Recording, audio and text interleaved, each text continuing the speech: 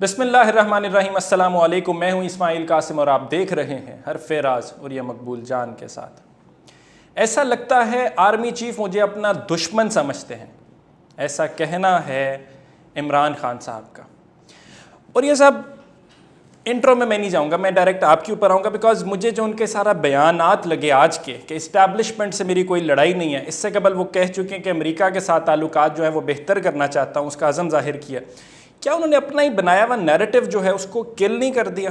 देखिए, पहली बात तो ये है कि पाकिस्तान में इस्टेब्लिशमेंट जिस चीज़ का नाम है, इसके बारे में हम ये समझते हैं कि शायद ये कि पूरी की पूरी पाकिस्तान की आर्मी या सिविल ब्यूरोक्रेसी जो है वो इकट्ठे कोई ख़ास तौर पे बिहेव करती है, ऐसा नहीं है। और ये इमरान खान से बेहतर कोई और नहीं जानता, बल्कि कोई भी शख्स जो कि प्राइम मिनिस्टर के लेवल पे रहे उसको पता होता है कि इस्टेब्लिशमेंट क्या है। एस्टेब्लिशमेंट का जो सियासी बयानिया होता है वो एक शख्स के साथ वाबस्ता होता है। एक शख्स बदलता है तो बयानिया बदल जाता है।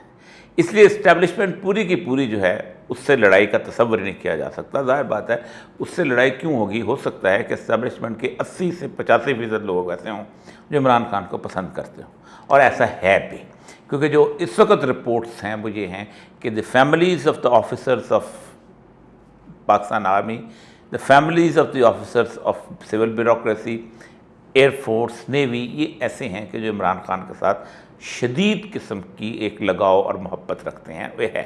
और उनके आपस में एक तल्का ये होता भी है आम तौर पर जब फ़िज़ा बनती है।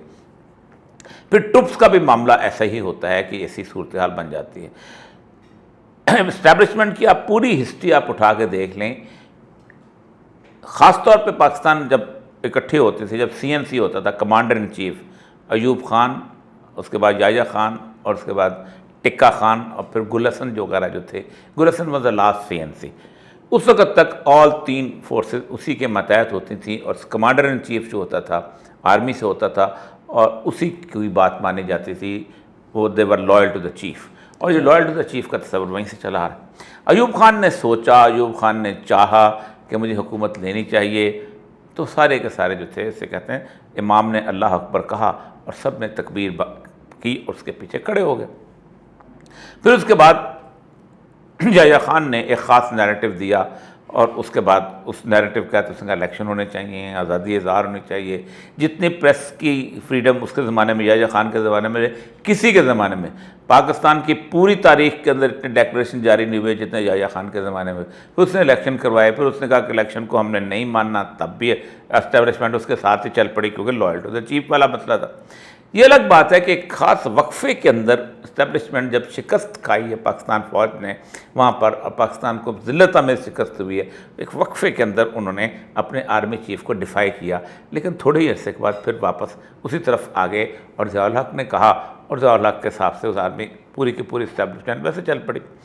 फिर इस्टेब्लिशमेंट में मुशर्रफ ने कहा ज़िया-उल हक़ गलत था, उसके तमाम चीज़ों को उन्होंने बदलना शुरू कर दिया। तो इस्टेब्लिशमेंट का अपना कोई चेहरा नहीं होता, इस्टेब्लिशमेंट का एक ही जो चेहरा होता है, और वो चेहरा होता है उसका चीफ।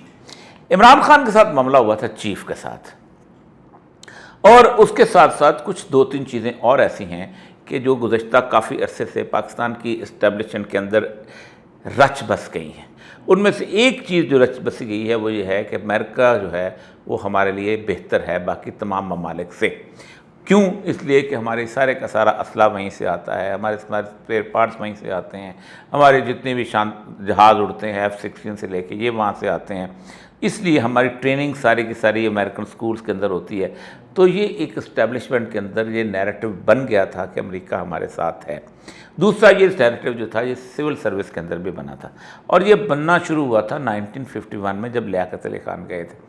तो अमेरिकन हैं वो, मैंने कई दफ़ा ये कहा है कि अमेरिकन बुनियादी तौर पर इमरान खान के ख़िलाफ़ हो गए थे, और इमरान खान के ख़िलाफ़ होने की एक बुनियादी वजह ये थी कि वो समझते थे कि इमरान खान जो है इस पर भरोसा नहीं किया जा सकता। ये शख्स अपना स्टैंस बदल लेता है और हालात और वाक़यात के हिसाब से चलता है, और ये बात ठीक है। अब देखें, असद उमर को जिस वक्त इन्होंने भेजा है वहाँ पर इमरान खान ने नेगोशिएशन करने के लिए IMF के साथ एक वाशिंगटन में, तो तमाम अखबारात ये कह रहे थे कि असद जो है एक बड़ा हार्ड नेगोशिएटर बन रहा है, और इसकी हालत बिल्कुल उस वज़ीर की तरह हो गई है, वो वज़ीर जो कि उसका था, अपना यूनान का था, जिसने कहा था कि मैं अपने मामलात को सेक्रीफाइस नहीं कर सकता, अपने मुल्क को सेक्रीफाइस नहीं कर सकता, IMF वाले मेरे मुल्क के ख़िलाफ़ कर रहे हैं।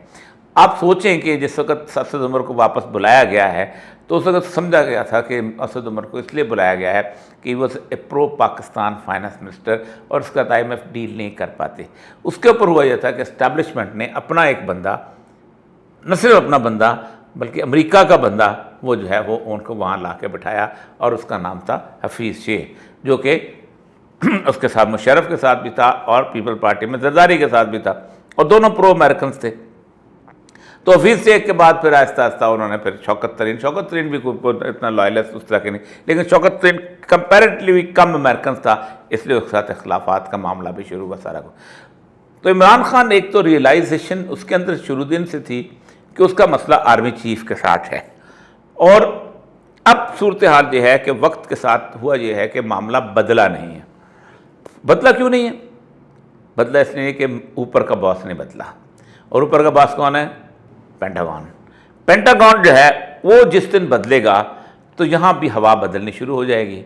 इसलिए वो कहता यही है, इमरान खान यही कहता है कि मैं अमेरिका के साथ जो तल्लुकात हैं वो बराबरी की बुनियाद पर रखना चाहता हूँ। अयूब खान को भी यही तकलीफ़ थी जब उसके बाद मूवमेंट चली है, तो उसने एक किताब लिखी थी फ्रेंड्स नॉट मास्टर्स, और उसका उर्दू में जो तर्जमा हुआ था वो उसका नाम था जिस रिस्क से आती हो परवाज़ में कोताही। ठीक है। तो उसका मतलब ये था कि तुम हमारे आका नहीं हो, हमारे दोस्त हो। तो अमेरिका ने कहा क्या बातें करते हो, तो चिप पिद्दी का शोरबा। अभी भी उन्होंने यही कहा है कि चिप पिद्दी का शोरबा, हमारी बात मानो। लेकिन वक्त के साथ साथ अमेरिका के अंदर भी एक तब्दीली आई है। मैंने बहुत पहले ये कहा था कि रॉबन राफील जब मिलने आई थी तो सिर्फ इमरान खान से मिली थी, किसी और से नहीं मिली थी। क्यों? वजह यह है कि रॉबन राफील के बारे में कहा जाता है कि रॉबन राफील एक वाहिद प्रो पाकिस्तान डिप्लोमेट है। इसके जो खामन थे राफील, ये ज़ियाउल हक के साथ तैयारे में मारे गए थे, और उसके बाद ये इसको बहुत, ये उस वक्त साउथ अफ्रीका में होती थी, फिर उसके बाद ये साउथ एशिया और इसके अंदर आई, उसके अंदर। तो इसकी एक दफ़ा 2014 में इसके घर पे छापा पड़ा था कि ये पाकिस्तान के लिए जासूसी करती है, और इसको बाकायदा इसको मुकदमा चला था, और फिर उसके बाद बड़ी मुश्किलों से ये बरी हुई थी, लेकिन इसको प्रो पाकिस्तान कहा जाता है। ये 2 दफ़ा बल्कि 3 दफ़ा तालिबान से मोहम्मद उमर से मिलने गई थी, और उस दौरान ये चाहती थी कि किसी न किसी तरीके से अमेरिका का उनके साथ मुल्ला उमर साथ तल्लुकात बन जाए और यूनिकॉल को गैस का, तापी गैस फील्ड के पैसे मिल जाए, लेकिन नहीं हो, कॉन्ट्रैक्ट मिल जाए, लेकिन नहीं हो सका। रॉबन राफील जो है ये हमारे साथ मीटिंग में बार बार उंगली लहरा के कहती थी कि हम ये गवादर आपको नहीं लेने देंगे, क्योंकि अमेरिका कभी भी इस जगह पे चाइना को ला के नहीं बैठने देगा। तो हम अंदाज़ा होता था कि अमेरिका क्या चाहता है। तो रॉबन राफील इमरान खान से मिले, क्यों मिली है? फिर अभी जो अमेरिकन का वफ्द आया वो क्यों इमरान खान से मिलने आया, जो उनके सेनेटर्स का? उसकी वजह यह है कि अमेरिका ने एक रियलाइज़ कर लिया है कि कुछ भी हो, हम इमरान खान को अवॉइड करके नहीं चल सकते। अगर अमेरिका को, इमरान खान को अवॉइड करके चलते हैं तो फिर उसका मतलब ये होता है कि हमारी जहाँ पॉपुलैरिटी नहीं होगी।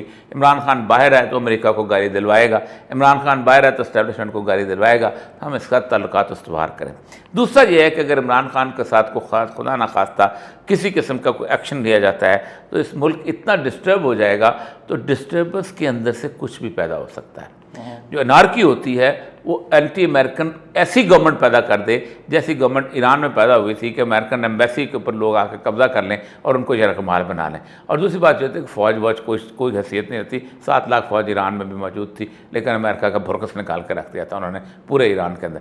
इससे भी वो डरते हैं बहुत। ठीक, इसीलिए इमरान खान ने आज जो अपनी बयान भी दिया। दूसरा उसने कहा कि मेरे बारे में प्रोपेगेंडा किया जाता है कि उनको किया है, अपने नाराज़ किया है दोस्त ममालिक को। तो मोहम्मद बिन सलमान तो मेरे साथ अभी भी राब्ते में। तो इसका मतलब यह है कि मोहम्मद बिन सलमान क्यों राब्ते में है, क्योंकि उसको भी अंदाज़ा है कि कल को कौन आने वाला है। तो इसलिए एक बात यह है कि इमरान खान जो है उसकी सियासत गलत हो या कुछ हो, 10 अप्रैल के बाद इमरान खान की सियासत ऐसी है कि वो एक ऐसा महवर बन चुकी है जिसके इर्द गिर्द सारी चीज़ें घूमती हैं। आज जो इमरान खान बयान देता है उसी के मुताबिक बाकी बयान चलते हैं, उसी के मुताबिक सारी चीज़ें होती हैं। ऐसे ही होता है बिल्कुल। लेकिन मेरा एक क्वेश्चन मेरा वहीं पे, अवाम जो है 10 अप्रैल के बाद हमने किया, अवाम 10 अप्रैल के बाद बिल्कुल इमरान खान के पीछे ही ऐसा ही हुआ। 2 नैरेटिव बड़े इंपॉर्टेंट थे, एक तो रिजीम चेंज का, दूसरा अमरीकी जो साजिश हुई थी। अमेरिका से चले अंडरस्टैंड कर लेते हैं डिप्लोमेटिक टर्म्स के ऊपर, आम आवाम जो है वो क्या करे? अब कंफ्यूजन किस तरह से होगी? मेरा पॉइंट है कि एंटी इस्टेब्लिशमेंट नैरेटिव लेके चल रहे हैं या अब हम प्रो इस्टेब्लिशमेंट हो गए हैं सडनली, या 75 साल की इस्टेब्लिशमेंट की तारीख खत्म होगी, उन्होंने जो कुछ किया माफ़ कर दिया, हमने क्या करें? देखें, एक बात इस्टेब्लिशमेंट के दिल में भी खौफ है और एक अवाम भी समझती है कि खान वापस आया ना तो कुछ ना कुछ ज़रूर करेगा, ऐसे नहीं करता। आर्टिकल 6 ना मुझे लगे इस्टेब्लिशमेंट के बारे में अगर वो आइन के अंदर कुछ तरामीम ही कर दे, दो तरह की बात, फॉर एग्ज़ाम्पल वो ये कह दे कि पाकिस्तान में तमाम जितने भी लेफ्टिनेंट जनरल्स की प्रमोशन हैं, उस प्रमोशन के अंदर जैसे सिविल सर्विस के अंदर होता है क्या ये लोग भी बैठेंगे और वो प्राइम मिनिस्टर के पास फाइल आएगी प्रमोशन की, तो क्या कर लेंगे आप? 22 ग्रेड के हेड जो है वो होता है ना, तो तमाम लेफ्टिनेंट जनरल के हेड का प्राइम मिनिस्टर आ जाए। अच्छा, तो क्या करना? आउट ऑफ कॉन्टेक्स्ट बात है, मुझे पता नहीं जनरल शोएब अमजद साहब याद आ गए, उन्होंने भी कहा था कि अगर जाके आम जो हमारे सरकारी मुलाजमीन है आप उनको कहते हैं एक दिन काम पे नहीं जाना, तो इस पॉइंट पे उनको उठा नहीं नहीं नहीं, ये पॉइंट नहीं, मैं तो कहता हूँ अगर वो सिविलियन बालादस्ती को मजबूत कर दे, अगर वो कह दे कि जनरल्स एंड जजेस दोनों जो हैं ये आइन के अंदर लिख दे कि इनकी अकाउंटेबिलिटी होगी, तो क्या कर लेंगे आप? 2/3 मेजॉरिटी। इसलिए कोशिश यही की जा रही है कि इमरान खान को ले आओ, लेकिन 2/3 वाली चक्कर जो है ना, ये ज़रा सा ये बहुत बुरा लगता है, ये मसला है। ठीक है जी, खौफ तो है, इसमें कोई शक नहीं है, और 2/3 मेजॉरिटी का तो ज़्यादा खौफ है। अब जहाँ तक ये वाली बयानात हैं वो मैंने वरिया साहब से डिस्कस किया कि आवाम क्या फिर डिसीजन ले कि हमने आया प्रो इस्टेब्लिशमेंट जाना या एंटी इस्टेब्लिशमेंट जाना। तो वरिया साहब की गुफ्तगू आपने सुनी, do let us know in comment section के अंदर कि आप लोगों को क्या लगता है सारी सिचुएशन के अंदर, अगर आप इमरान खान साहब के फॉलोअर हैं तब क्या लगता है, अगर आप दूसरी जमातों के तो तब आपको क्या लगता है। इस्माइल कासिम को इजाज़त दीजिए, अपना बहुत सारा ख्याल रखिए, अल्लाह हाफ़िज़।